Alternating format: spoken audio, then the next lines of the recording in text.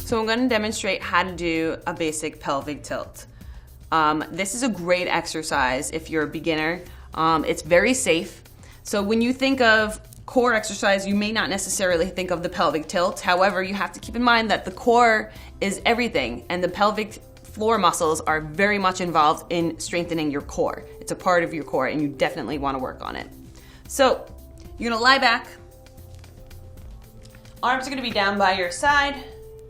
So you could move your heels in, I would say about an inch or two in front of your kneecaps. You want to have your knees at about 90 degrees, like so, and your heels are about an inch in front of you, maybe 2 inches.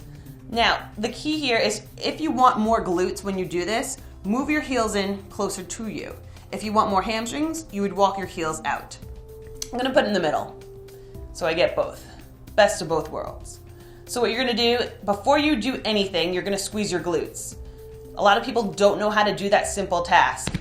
We don't use a lot of our muscles in our posterior chain, so we don't use a lot of our hamstrings and our glutes. We sit all day, a lot of us, so we don't know what that feels like. A good analogy I like to use is think about squeezing a quarter between your butt cheeks and try to keep it there.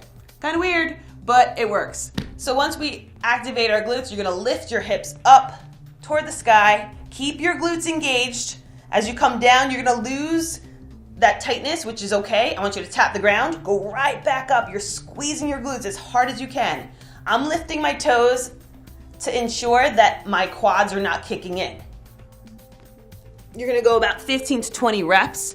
If you're quad dominant, I would highly recommend that you lift your toes. For example, if you're feeling it in your quads when you're doing this exercise, lift your toes.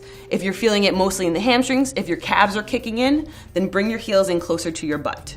You wanna make sure that you're really engaging your glutes, and using that little analogy usually works for most people. And that's how you do a basic pelvic tilt.